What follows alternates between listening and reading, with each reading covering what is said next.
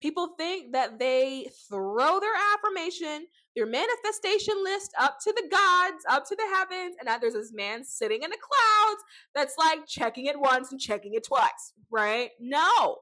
Like, it's your creation. So you need to go and create something.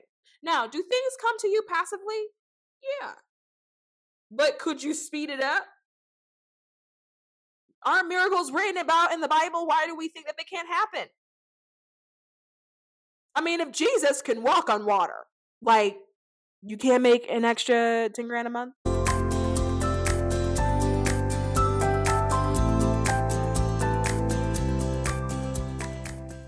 Welcome back to this channel as your resident internet psychic medium and spiritual advisor, Mystic Rain. And today, we're going to be talking about manifestations and why it is so important for you to watch your words. So, a couple announcements. One, first, please subscribe. Okay, my channel is struggling. We're struggling over here. I don't know what's going on with my subscriber count, but for every 10 new people, I lose like 8 to 15. So we're stuck. So if you are someone that is regularly over here lurking, taking up all of the juicy details, obviously you're getting something from me. Please help me. Help me, okay? Subscribe. Like the video, get it into the algorithm. I don't know what's going on with these social media algorithms, but I'm having a hard time. Number 2, I'm now on TikTok. Why? Because I realized that answering your questions on YouTube was difficult because YouTube is long form content. And so if it's a week where I only release one video, then I only had one opportunity to answer a question, and I get more questions than that. So now I have TikTok where I can answer them faster. Also, I'm stuck in that 200 view jail. My account has yet to hit the algorithm, so can you please go over there and engage with it and like it and follow it to get it out of the 200 view jail? And if you find something over there helpful, share it with people to help get it out of the 200 view jail. It's stuck in the algorithm. Help me. Help me. And also follow, please, because like I need more people. You guys, help. And for all of you that live in Atlanta, I will be hosting a tarot workshop the third Saturday in February. We have a couple of dates on the calendar, but it's starting the third Saturday in February. I will be in Atlanta. I will be at the Phoenix and Dragon. If you want to hang out with me, if you want to have some fun, it's a tarot workshop. I would love to see you there. It's going to be limited seating. And just keep in mind that it will go out in an ad as well. And so people of the community that don't necessarily know me on YouTube will also see it as well. And then so seats can get booked up that way too. So I'm putting it on your radar. Save the date. Come hang out with me in Atlanta. I think it's going to be great. Also, another thing, bear with me. Somebody asked about my website. Here's the thing about the website. I'm working on it. There's a lot going on behind the scenes. I'm working on a lot of things. I'm working on a lot of content for different things. And so we're just all over the place and we're spread really thin. And right now we're a team of one, right? I am doing everything myself. And so it's just taking a little bit of time, right? The website didn't go anywhere. She's just currently hiding as I'm working on it, trying to figure out what I would want it now to look like. We're revamping services and offerings. When everything is launched, hopefully beginning of 2024, there'll be more options to see me in person, right? So we're leaving the realm of just reader Mystic Rain and we're going big. We're doing things. So give me some grace. Give me some grace there as I work to do that while also holding down a full-time job. Okay, I would really appreciate it. Now, into the question. Vibes X Ryan has asked, wait, hold on. Could you make a video on manifesting and using the power of the tongue to create manifestations? Yes, Vibes X Ryan, and here we are right now. So listen, oh God, please listen to me carefully. It is so important that you watch your words. And I know a lot of people say that and it sounds so cliche and people are like, oh, whatever. But it's so important. And the reason why it's really important that you watch your words is because your mouth is your manifestation center in the body. There's only 3 ways for energy to exit the body. That is your butthole, your pee hole, and your mouth, right? Your butthole and your pee hole take care of excrement. It takes care of getting rid of toxics. It takes care of removing the toxic energy in your body. How do you get rid of or push out any other energy that's in your body? The only other hole for it to come out of is your mouth, right? And so be very mindful that when you're pushing out energy and you're moving energy throughout the ethers, it's leaving your mouth. The energy that's coming out of your mouth, that is the creation center. Anyone that knows human design knows that the mouth itself is the manifestation center of the body. That's why people say things like speaking into existence, right? From your lips to God's ears, right? Be very mindful of your wording and how you're structuring sentences, especially if it's a desire or something that you're holding on your heart, because it's being manifested once you open your mouth. For example, if you're holding in your heart that you really want a loving relationship, you know you want a loving relationship, maybe you want to get married or remarried, maybe you want to have a family. If you know that that's really what it is that you want, and you're meeting people and they're saying, so what do you want? Right? What are you looking for? And you go, oh, I'm just going with the flow because you don't want to seem too much, because these days it seems like everyone's getting spooked, right? And so you're like, oh, I'm just going with the flow, or I don't really know what I'm still looking like. The problem is, even though in that moment it's not intentional, you're lying. You're lying to the energy. You're lying to the creation energy of the universe. You're lying to the creation energy within yourself.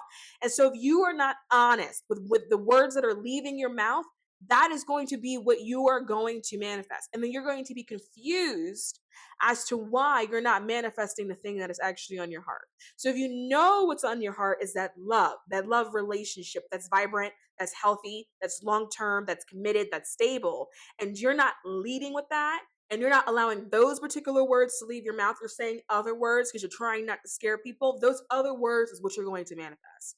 And you're going to think that something is wrong with you or your ability to bring in the things that you actually want, when that's not the case at all. The case is that you used your manifestation center to manifest a lie, right? So don't use your manifestation center to manifest a lie. Say what you mean and mean what you say, because it actually has very large scale consequences if you zoom out. It's the manifestation center of your body, okay? Now that we understand the purpose of the mouth, okay? Some other tips when you're using your mouth and you're using your tongue and you're using language, be very specific, right? This goes back into saying what you mean and mean what you say. Be very specific when it comes to whatever it is that you want, right? But also leave room for more. Meaning, let's say you want to have a business that one day you want to get it to making an additional, I'm just going to throw a number out there. Let's say an additional 10 grand a month, right? We're just throwing out numbers. 10 grand is a nice round number. I like it. 10 grand is very specific, right? However, what if the universe happened to have 10 grand and a penny? Why? I don't know. For whatever reason, that was how the energy packaged itself, right? So when you're being specific, but also leaving room for more, the way you want to structure it is, right? I will make a minimum of 10 grand a month, right? So not saying I'm only making 10 grand a month because you pigeonholed yourself and you made it so small where the only thing that can come to you is $10,000, right? You don't want to word it in a way where it is the possibility for less. So you don't say it would be nice to make 10,000. Okay, so what if you got $10, right? That's not what was really on your heart. $10 wasn't really what was on your heart. It was 10,000 that was on your heart. So you want to say, I want to make at least 10,000. That leaves room for more. But be very specific with whatever it is that you want. A lot of people say, I want more money. I want to manifest more money. What does that mean? Because technically, if you're walking through a parking lot and you find a nickel on the ground, you manifested more money. So be specific when it comes to specifically whatever it is that you want. In the event of love, be very specific when it comes to what you want your partner to look like. I was very specific. I wrote it down, and then I had some doodles. I knew exactly where I wanted him to come from. I knew exactly what languages I wanted him to speak. I knew exactly what culture I wanted him to have, what traditions I wanted him to grow up with. I knew exactly all of those things, and I wrote it down, right? And then literally in less than a year, he popped up like, hey. And I was like, oh, I'm good, right? So be very specific. And once you decide, do not take anything that is not that thing. Don't accept less, because once you start accepting less, You start confusing the creation energy. The creation energy then goes, oh, okay, so you like this too, but you don't, right? So if you know you have a list of your perfect person and you accept less because you fall into that lack mindset and you go, well, I don't know if I'm ever going to find that person. And so you accept less, then the creation energy is going to continue sending you less. You're going to get messed up in it and you're going to think that it has something to do with you, that you're the problem. When you're not the problem, you just accepted less of what you actually wanted.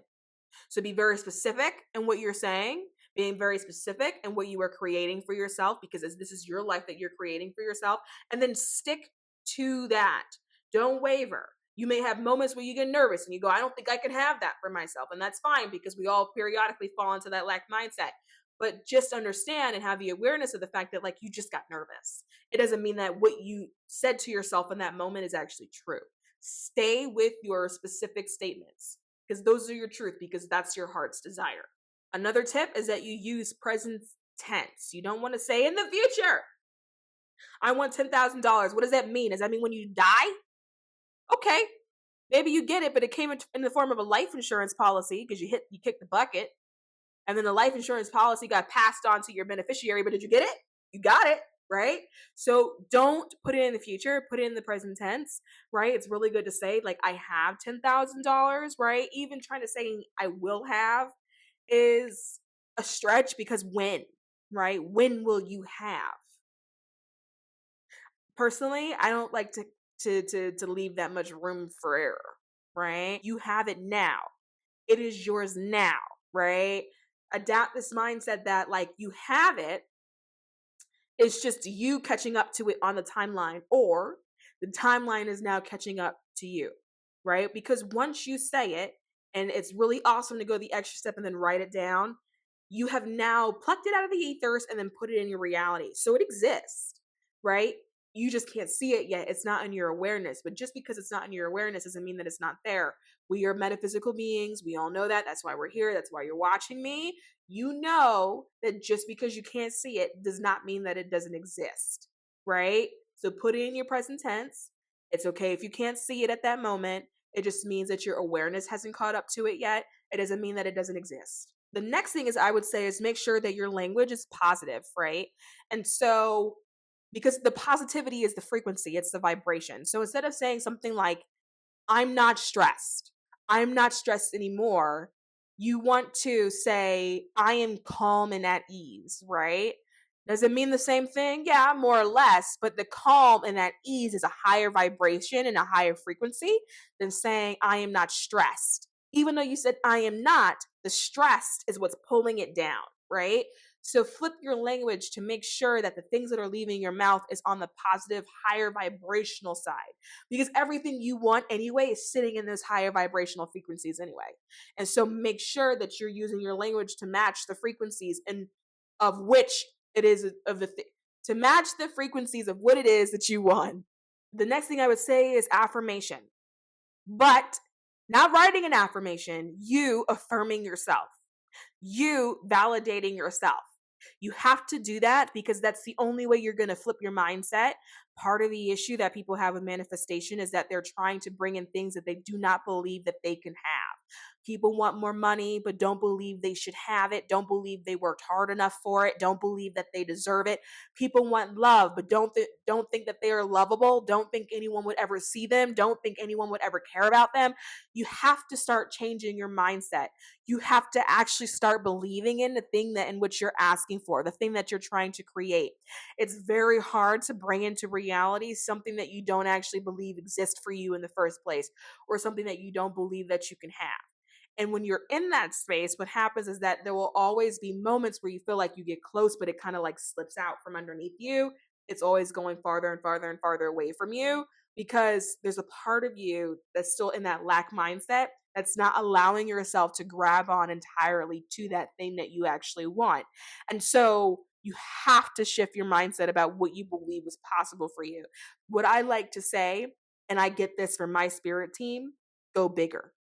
Occasionally my spirit team will say, hey, we got this opportunity for you, because for those of you that don't know, my spirit team and I, we do business together. They are my business partners. They are my business advisors. They tell me what to do, when to do it, how to do it, what to say, how to structure everything.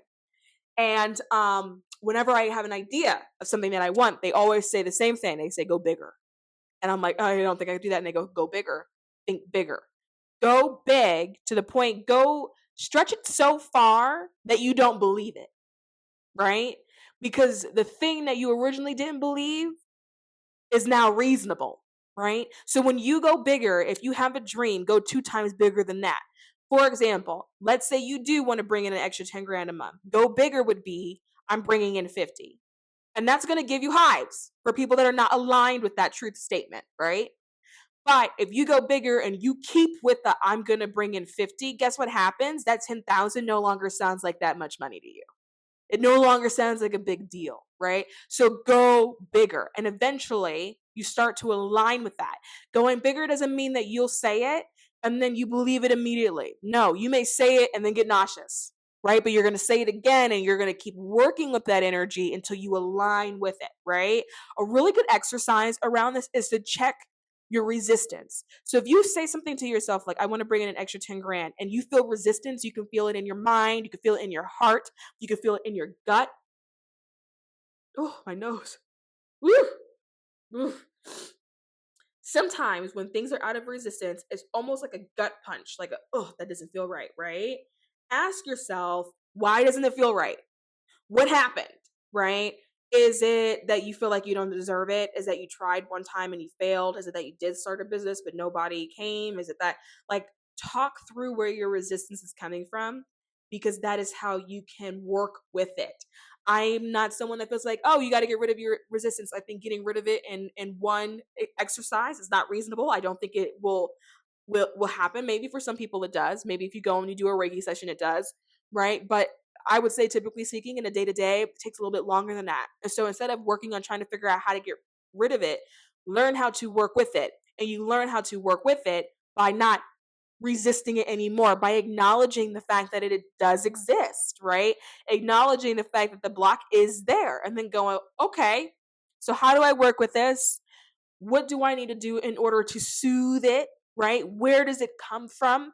Where is my money block coming from? Oh, because when I was a kid, we didn't have much. If I asked for candy, I was always told that we didn't have enough money to afford the candy. And so therefore I stopped asking for the candy.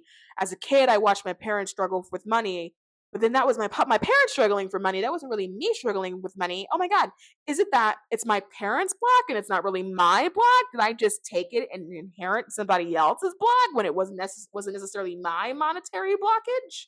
Is that where it comes from? A lot of the times it's just acknowledging where it's coming from.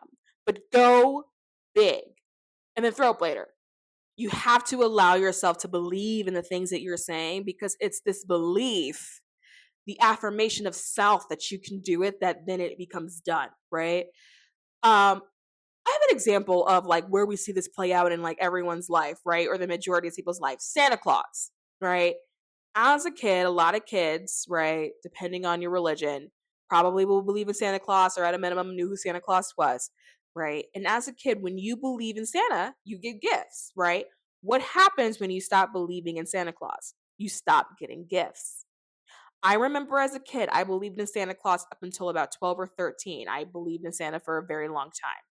And I remember being in school and the other kids talking about how they don't believe in Santa Claus anymore, and how Santa Claus was made up. It was make pretend and it didn't exist, and that Santa was really their mom or really their dad or whatever. And they would say this to me because I still believed in Santa. And what I would think as that at that age, I would look at them and I would go, well, this is why you're not getting any gifts. And so even though everyone would say, oh, how can you still believe? You're too old to be believing. In my mind, I thought that they were the dumb ones, because it's because you don't believe that you get no gifts. Why would I take your advice? So I'm not taking your advice. And I didn't. And I got gifts up until 12 or 13 years old because I believe in Santa. I remember this one year in particular, it was at my house. Santa always came around 2 a.m., which obviously now that was just, I know now that's when my mom woke up. But around 2 a.m., I got my gifts, right? And there's this one particular year, I was so excited for Santa Claus, so excited, I couldn't sleep. And I remember thinking to myself, oh my God, it's almost 2 o'clock. I'm not going to get my gifts. He's going to pass the house. This sleigh is going to go. Rudolph is bye-bye. Like, what am I going to do?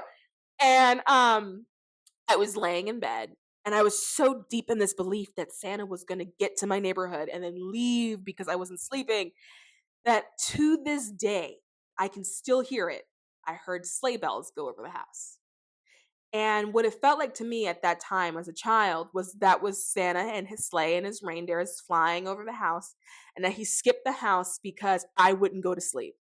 And I was devastated, right? Fortunately, Santa came at 3 a.m. that year, but I was devastated. And the funniest thing is, even though I'm an adult now, I can still hear those sleigh bells. I can still hear it. There is a movie called The Polar Express. It's a kids movie. It comes on TV every around Christmas time every year. And the premise is that there is this train that that corrals children. You know, it's a bit weird of a concept because it's really kidnapping, but it's this train that takes these kids, and it takes these kids to the North Pole. And the train pulls up to this one kid's house, a boy. He doesn't believe in Santa Claus, but he goes and he gets on the train and he's skeptical the whole time. All the kids are so excited. They're like, oh my God, Santa Claus, Santa Claus. Oh my God, we're going to see Santa. And he is not, he's just like not feeling it, but he's going along for the ride. They get to the North Pole. The kids get off the train and the kids are like, I can hear sleigh bells. And they're like, if we follow the sleigh bells, we'll meet Santa Claus. The kid that doesn't believe the entire movie is like, I can't hear the bells. I can't hear the bells. I don't know what you guys are doing. But he's just following the other kids because the other kids hear the bells and they're following the sound.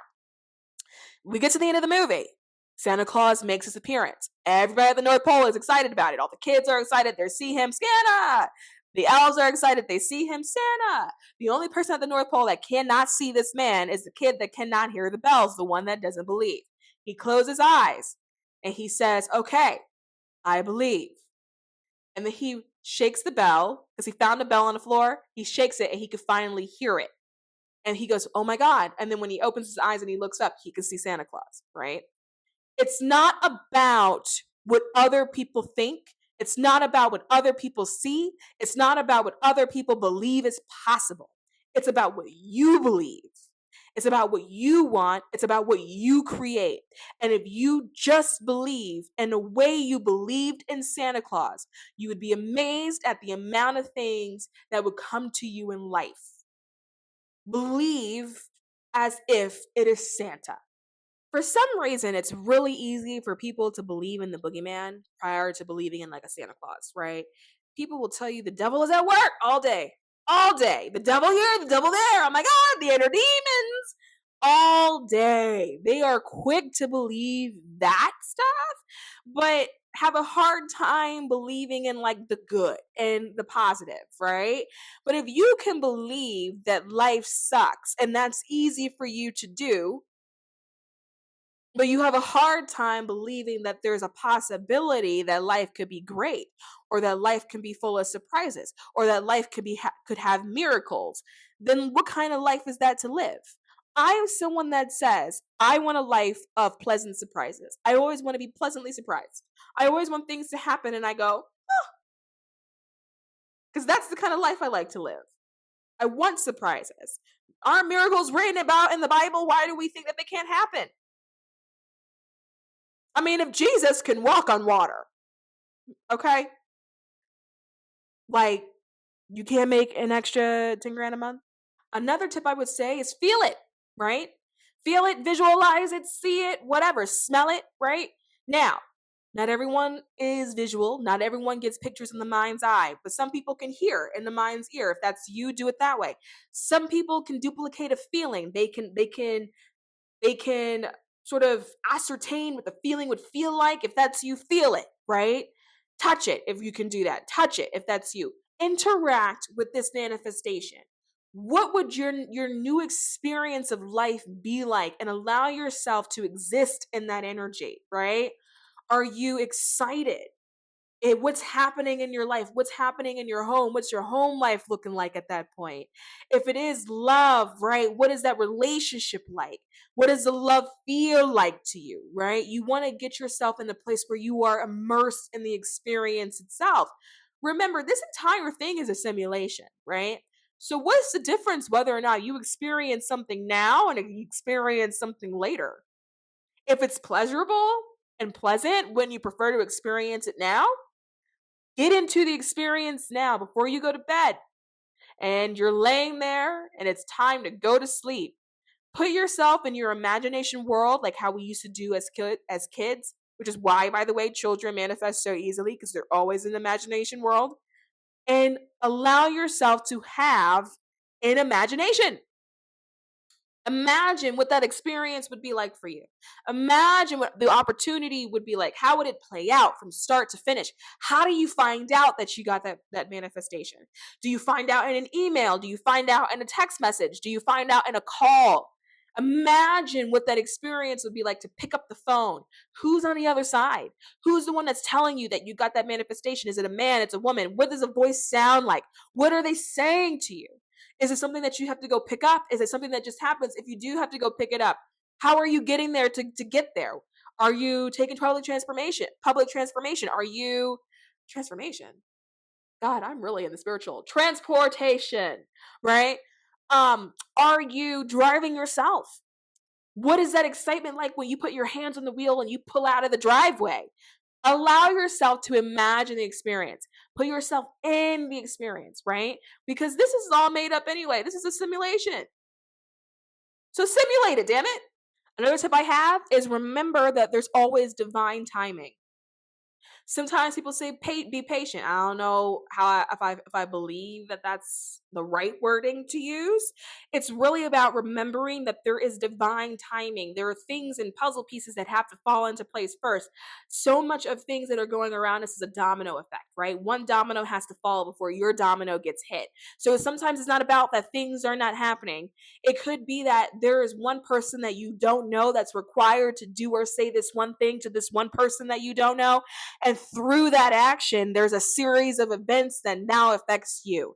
So remember that there's a lot going on and there's a lot being orchestrated behind the scenes, and that everything is still falling in divine timing, right? People go, be patient. I don't think that that's the correct wording. It's remember that it's still divine. And the last thing I would say, that's probably the most important thing, you need inspired action. People think that they throw their affirmation, their manifestation list up to the gods, up to the heavens, and that there's this man sitting in the clouds that's like checking it once and checking it twice, right? No, like it's your creation. So you need to go and create something, right? You need inspired action. You need to do. Now, do things come to you passively? Yeah. But could you speed it up? That's all I'm saying. Anyway, guys, I'm going to wrap the video here. And as always, I hope that that was helpful. If you like what you see, please subscribe to this channel. Please help me. Please. The subscriber count is driving me crazy. If we don't meet again, I'll see you next lifetime.